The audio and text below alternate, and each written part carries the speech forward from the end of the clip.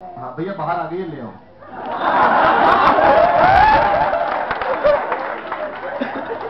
पूछ लेना पुराना किला में सब ठीक चल रहा है।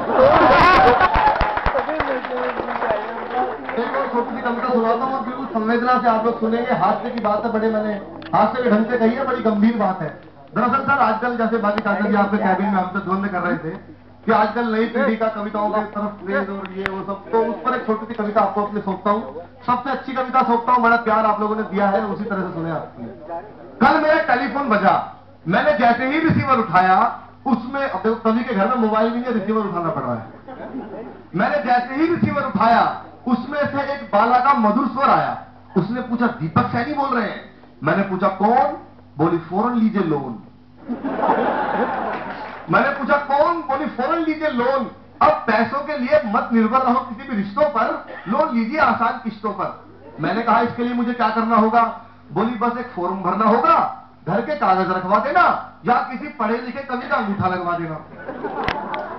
घर के कागज रखवा देना या किसी पढ़े लिखे कवि का अंगूठा लगवा देना। मैंने कहा ये सब हो जाएगा, पर लोन कितने का पास हो पाएगा? बोली सर वैसे तो हमारा बैंक कवियों को 500 रुपए तक लोन देता है।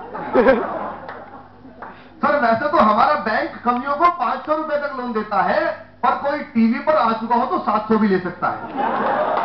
मैंने कहा जी मैं टीवी पर आ चुका हूं, अनेक कार्यक्रमों में जा चुका हूं, मेरा 700 रुपए का लोन पास करा दो। बोली गारंटी किसकी? मैंने कहा शंभू शिखर की। बोली सर इनकी तो खुद ही राह भटकी पड़ी है, 300 रुपए लिए थे, 50-50 की 3 किस्त अटकी पड़ी है। 300 रुपए लिए थे, 50-50 की 3 किस्त अटकी पड़ी है। मैंने पूछा चिराग की चलेगी? मैंने पूछा चिराग जैन की चलेगी? बोली सर हमारा बैंक इतना रिस्क नहीं ले सकता, चिराग ने शंभू की दी हुई थी। चिराग ने शंभू की दी हुई थी, एक आदमी 2 की गारंटी नहीं दे सकता। मैंने पूछा लोन नहीं देना था तो फोन क्यों करती है? बोली सारे कभी डिफॉल्टर हो तो इसमें मेरी क्या गलती है? बोली सारे कभी डिफॉल्टर हो तो इसमें मेरी क्या गलती है? बस कवियों को डिफॉल्टर सुनते ही रिसीवर मेरे हाथ से छूट गया। मैं नींद से जागा, सपना टूट गया। बिस्तर पे आंखें मलता हुआ सोचने लगा कि लोगों की दृष्टि कवि और कविता से हटने लगी है, बेहुदे और गंदे कार्यक्रमों पर ज्यादा घटने लगी है।